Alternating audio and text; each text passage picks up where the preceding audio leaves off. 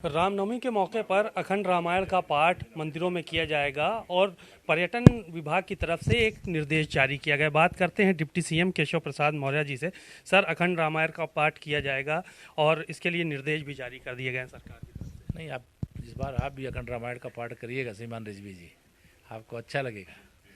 हाँ हाँ, इससे एक अलग प्रकार की खुशी, एक अलग प्रकार का सुख।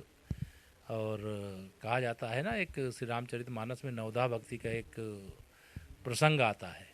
प्रथम भगति संतन कर संगा, दूसर भगति कथा प्रसंगा। जो कथा, ये राम कथा है, इसको सुनने का एक अलग आनंद होता है। और जहाँ श्री राम जी का नाम का स्मरण होता है, वहाँ श्री हनुमान जी साक्षात उपस्थित रहते हैं। और जहाँ हनुमान जी उपस्थित रहते हैं, नासें रोग हरें सब पीरा, और जपत निरंतर हनुमत वीरा, और भूत पिशाच निकट नहीं आवे, महावीर जब नाम सुनावे। और एक और लाइन में आपको सुना दे रहा हूँ, काज किए बड़ देवन के तुम, वीर महापुरुष देख विचारो, कौन सा संकट मोर गरीब को जो तुमसे नहीं जाते डारो। जो बड़े बड़े देवताओं के संकटों को दूर कर सकते हैं, हमारे प्रदेश का, हमारे देश का और दुनिया का जो संकट है वह भी दूर कर सकते हैं।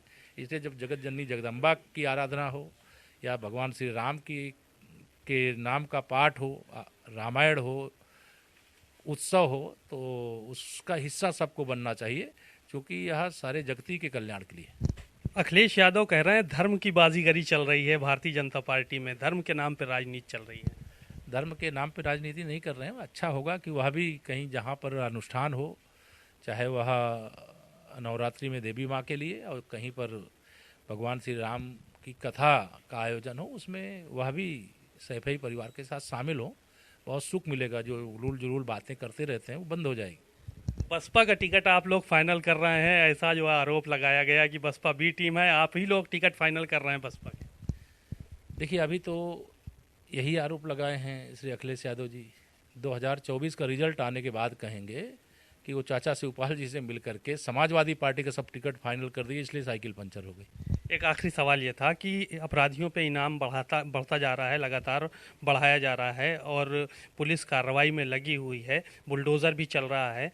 क्या अभी और इनाम बढ़ेगा इन लोगों पे? क्या कार्रवाई? पुलिस की कार्रवाई है, और जब तक एक एक हत्यारा पकड़ा नहीं जाता है, तब तक पुलिस को जो उचित लगेगा वो कार्रवाई करेगी। और पुलिस की कार्रवाई में दखलंदाजी नहीं करना चाहिए, पुलिस के उठाए गए कदम का स्वागत करना चाहिए, और अपराध मुक्त उत्तर प्रदेश में सबको सहयोग करना चाहिए। लेकिन समाजवादी पार्टी का चूँकि अपराधियों से रिश्ता है, इसलिए वो अपराधियों के पक्ष में खड़ी रहती है। और भारतीय जनता पार्टी की जो सरकार है वो अपराधियों के खिलाफ कार्रवाई कर रही है, और पुलिस की कार्रवाई का उन्होंने कभी स्वागत नहीं किया है।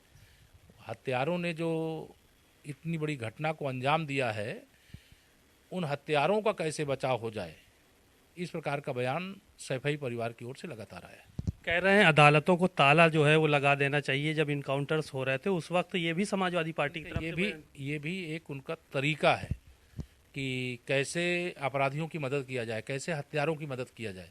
अन्यथा अगर पुलिस किसी अपराधी को पकड़ने गई है और वह अपराधी पुलिस पर गोली चला रहा है, तो अपराधी या तो पुलिस और 2-4 पुलिस वाले बलिदान हो जाएं, तब सैफई परिवार को ज़्यादा खुशी होगी। अगर अपराधी गोली चलाएगा तो पुलिस भी गोली चलाएगी, पुलिस भी घायल हुई है, अपराधी मारा गया है।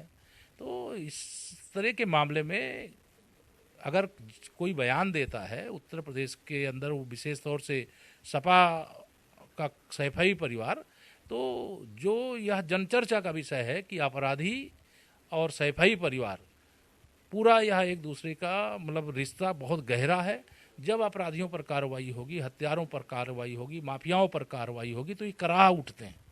बातचीत के लिए शुक्रिया।